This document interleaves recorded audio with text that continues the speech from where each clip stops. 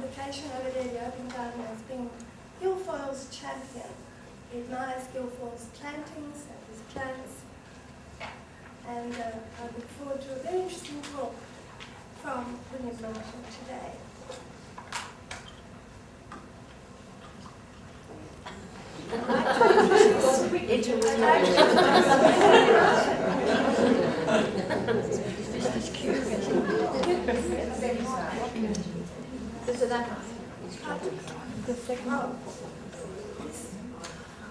I've just received an urgent phone call.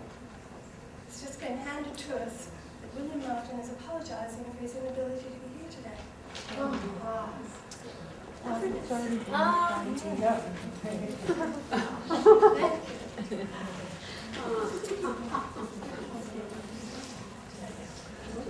However, William has arranged a replacement speaker whom he believes will amply fill his shoes. He's forwarded his notes to assist our replacement speaker, who has contributed greatly in his own right to our horticultural and botanic heritage. We are extremely fortunate to have him here today, considering his reclusive nature. He is honoured to have the opportunity to return to the public stage to clarify his much maligned reputation. His contribution to botanic endeavours in Victoria has been the subject of scurrilous rumour and innuendo. He welcomes this opportunity to answer his detractors. I invite you all to warmly welcome, fresh from the grave, Baron Ferdinand von Müller, who has renamed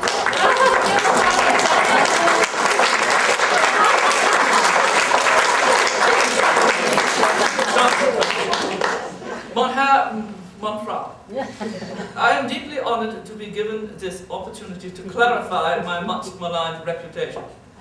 My contribution to the formative years of Victoria's botanic endeavours has very often been the subject of scurrilous rumour, and indeed innuendo. For 16 years, I toiled in the dual role of government botanist and director of Melbourne Botanic Gardens. The position of director was an honorary one. No salary, not even a decent thank you when my role was dispensed with, yet they fed the horse £150 worth of hay. Nonetheless, then a knighthood would be adequate for compensation for this dastardly deed. Are my medals not proof enough that the world recognised my talents? But the colony of Victoria did not. My successor in this role, redoubtable William Guilfoyled, benefited greatly from the vast range of advanced trees I planted, enabling him to transform my brilliant landscape into what you see today. Have I not given enough to public life? William Guilfoyled, I thought you were dead. Muller, you old fellow.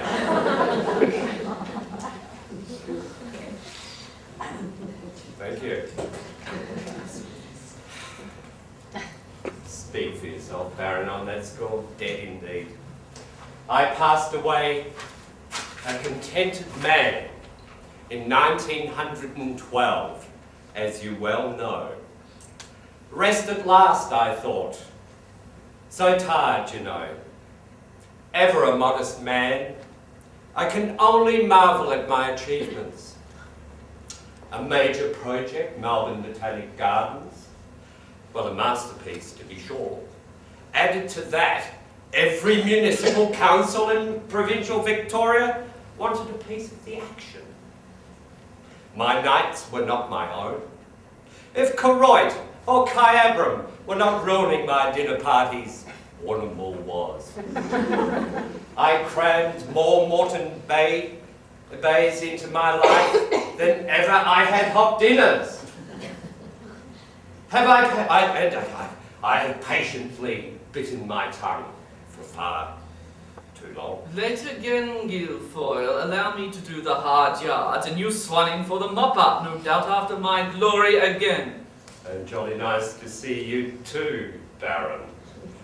Let's, I suppose you will plant another avenue in your own honour, eh? Look here, my old friend, let's not quarrel about our talents. We have little time and a far more pressing threat to our legacy. Yes, it would be such a shame to see you sacked again. Enough! Look here, Guilfoyled. Who is this champion of yours? And what is all this guff about our gardens being relics of the past? Well, after all we've given them, Baron, there is always one whinger, I suppose. You know the type, puts in a bit of a garden, tracks a bit of fame, bandies our names about a bit, and then reckons he's qualified to question our genius. Exactly, but what qualifications they do have then? Don't you ever mention that word again. Why just speak for yourself? Look here at these notes, Guilfoyle. This impertinent fellow Martin seems to think we need pointers as if we don't know our stuff. Take this one, for example. The Melbourne Botanic Gardens continue to uphold the great tradition and reason of its original charter, whereas provincial botanic gardens are up a gum tree without a paddle. Now, Guilfoyle, face up to it. Some of the stuff we did back then was a bit iffy. We got away with it. It held together for about 50 years. Then they lost their way. And let those municipal engineer type fellows do their bit of engineering. No. You might say, iffy, Baron. We did our bit. It is not our concern about how these places evolved. My designs were for infinity. My plantings were art. The best plants I could source at the time, no one could hold a candle to my ruins in the balancing art of juxtaposing, excellent word there, Baron, the old world types with those of the new world. As I succinctly put it many years ago, one of the great essentials in landscape gardening is the variety of foliage and the disposal of trees. Nothing can excel the glimpses afforded by the openings between naturally formed clumps of trees and shrubs, whose height and contrast of foliage have been studied.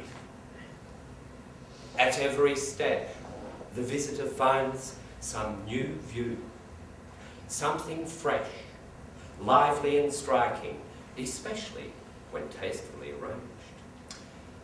Where long, sombre rows of trees are planted and a sameness of foliage exists, the very reverse is the case. Nature's most favourable aspects then seem sacrificed to art, and that art often produces a chilling effect.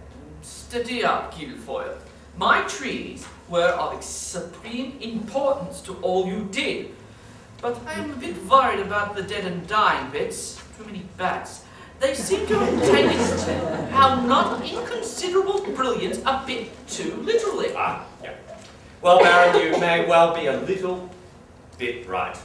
Even though my work is close to perfect, I've rolled a little in my perfectly landscaped grave in recent times, reflecting on the changes that have been implemented over the last decades.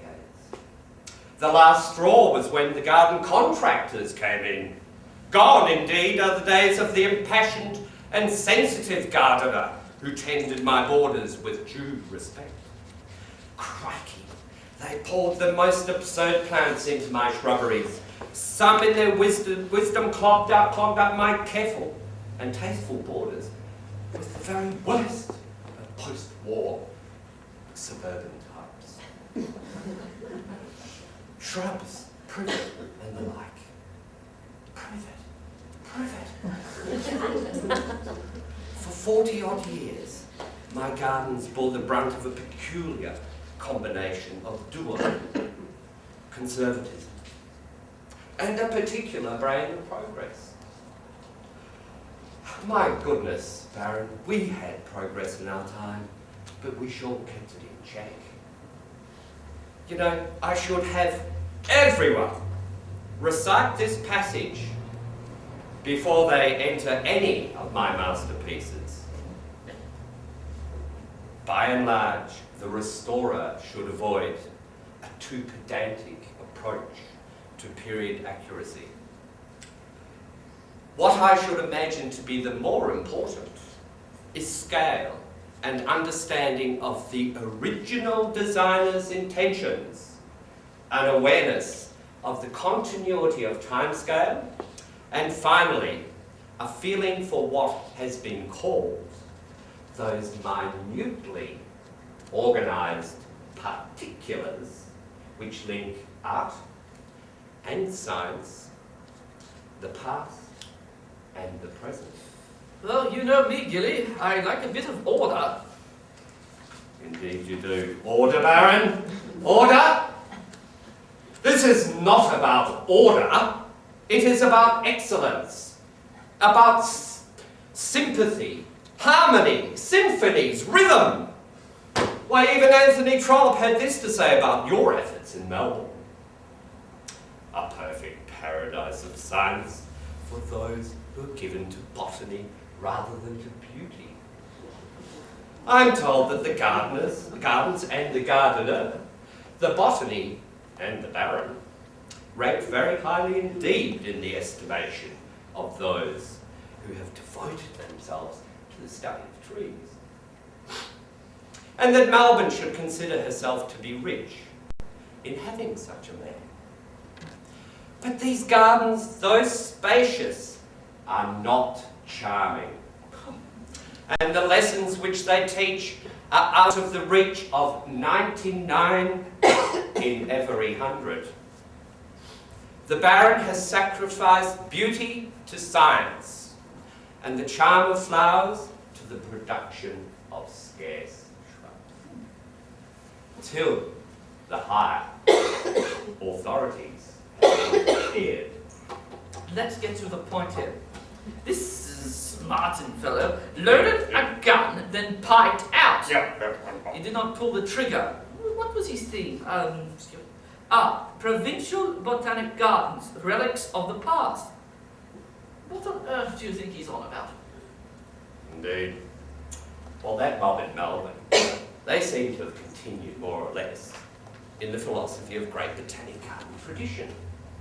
You know, that highfalutin stuff. Oh, God, listen to what Edward Hymes said of botanic gardens back in our day. Something we can understand.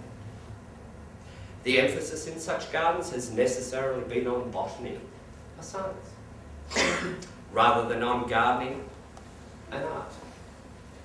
This service has chiefly consisted in the trial, selection, hybridisation, and distribution into horticultural commerce of thousands of new or improved kinds of both the useful and ornamental garden plants.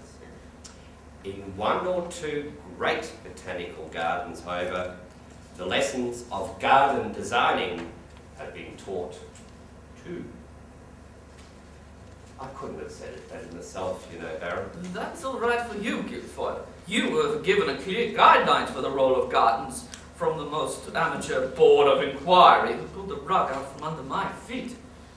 Listen, Baron, I understand your humiliation and disappointment, given all your years of service and generosity, but fashions change. When I was director, it was under this new charter, which clearly stated that the Botanic Gardens would have more than a scientific object. It should also be a place where the whole colony could study horticulture, arboriculture, floriculture, and landscape gardening in their most perfect forms. It should especially be a model of careful and thorough cultivation, of well-planned scientific effect, and of art, skillfully applied to the embellishment of nature. If thee be the noble Guilfoyle, how do you reckon all these provincial gardens rate in the scheme of things? I reckon they've lost the plot. Gone is decent scientific study, you know, a bit of order, a bit of meaty botany. They all seem to be lost to a passive pleasure ground, unproductive spaces filled with plants. You would take that tack, wouldn't you? It's all just plant presses and specimens and boring study of this and that to you, in order. You never did give up on that old hat concept of European reason and order, order, order. Surely a pleasant place, a retreat, an unrushed environment is just as valid today as it was in our day. It seems to me that 100 years on, many of our traditional botanic garden visitors have taken up more physically demanding activities and have ditched the day of restful contemplation. Our gardens provided much solace and peace. Are they no longer of sufficient stimuli to attract an audience? Has our work finally dated? Well, mind, don't speak for yourself. They don't seem to appreciate the beast. I'm sure, Guilfoyle, it was not your intention, as it was not mine, to create gardens frozen in time. You know, the past on a pedestal, forever nostalgic. But cast your notes over some of these notes Martin left for me, Guilfoyle. Not more than upstart.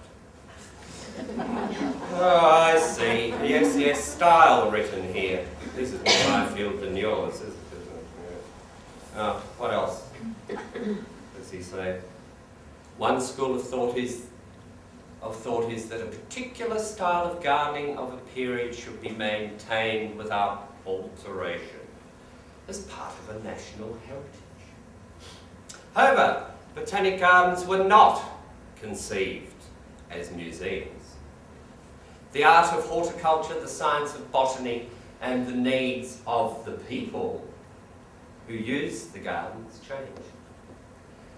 These changes need to be introduced with imagination, with sensitivity to what is already there, and with consideration of the purposes for which the gardens were founded and they will fulfill in the future. Nevertheless, if economics and space allow as well, for the conservation of gardens of a particular period, it is to be encouraged. You know, exactly, I reckon, who wrote it? Give me 10 men with 10 chainsaws for 10 days. We'll show them a good time. My goodness, how they've taken us so literally. Don't they realise gardens are living things that ought to move with the times? You know, an eye to the past, one for the present, and one for the future. Guilfoyle, careful of the blood pressure, you've died once already. Haven't you heard this modern creature, economic rationalism? It doesn't have a past, and it certainly does not interested in the future. Gardens must be treated like roads, you know. Patch them up, close them down. No place for nurtured anything these days. If it doesn't pay, get rid of it. Mein Gott, was that a consultant riding by? No, steady yourself, old chap. Remove my name from the history books. If these places are to be museums, fixed in time, sacred sites, let me out. If the design still works, maintain it. If it doesn't, alter it. If the plantings have become tired, change them. I chose as best I could for our time. Oh, I have envied the new plants bred and discovered since my death. Let me loose again. I do agree with you on this one, Guilfoyle. Many of your provincial gardens have become merely municipal parks, hardly botanic anything other than perhaps collections. Even I find this a wee bit boring, as indeed they have become. You surprise me, Baron. To have my endeavours reduced to municipal park status is indeed insult and injury. My genius has become conservative, commonplace, and cretinous. Do they not have curators of taste and excellence in this brave new millennium? Someone to address and deploy ideas and developments for now and the future. You forget, my friend, this is not an era of gentle and challenging horticulture. We are dinosaurs of other times. You may well be right, Wont. This is not our time. Which begs the question, are these provincial botanic gardens just relics? Like us? Oh dear. I've got that low-down feeling again.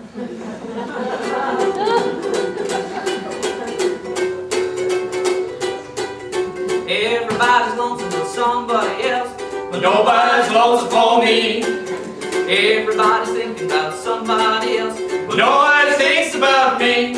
When the time rolls around for me to lay down and die, I'll bet I have to go hide me someone to cry. Everybody's lonesome about somebody else, nobody's lonesome for me. Everybody's longing for somebody else, nobody's lonesome for me. Everybody's dreaming about somebody else, nobody's dreaming about me. All I need is a bride to one big heart of room. I wouldn't care if she came riding in on a broom. Everybody's lonesome for somebody else, nobody's lonesome for me. Take it away, Gilly.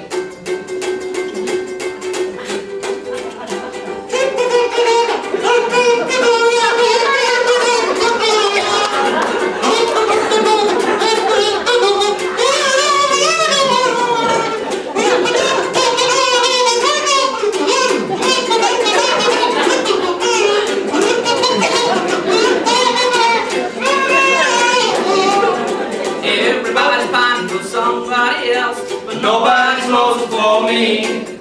Everybody's crazy about somebody else, but nobody's crazy about me. Oh, I shined up my shoes and I slicked down my hair, but on my Sunday suit, but I ain't going nowhere. Everybody's lonesome for somebody else, nobody's lonesome for me. Everybody's yearning for somebody else, nobody's lonesome for me. Everybody's falling for somebody else, nobody's falling for me. Now I ain't had a kiss since I fell out of my crib. Looks to me that I've been cheated out of my rib. Everybody's lonesome for somebody else, nobody's lonesome for me. Nobody's lonesome for me.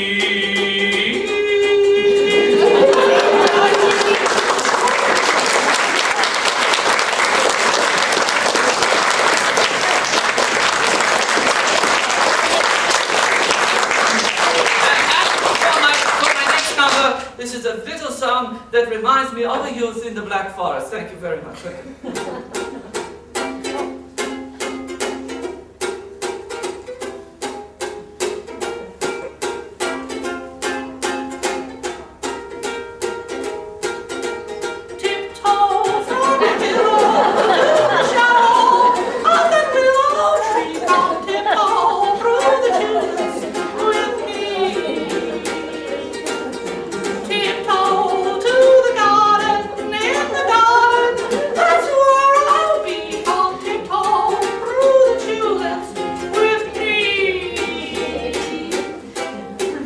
Thank you.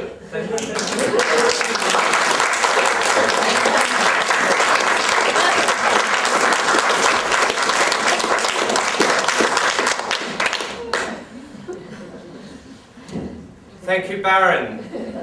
Victor Reid, ladies and gentlemen.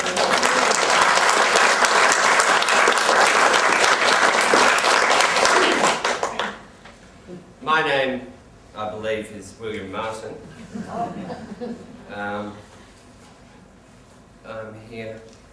I think I've been upstage somewhat. Provincial Botanic Gardens. Relics of the past.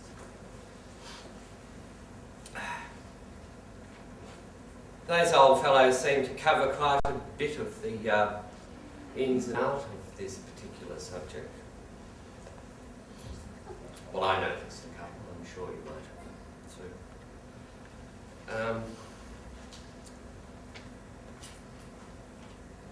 Should historical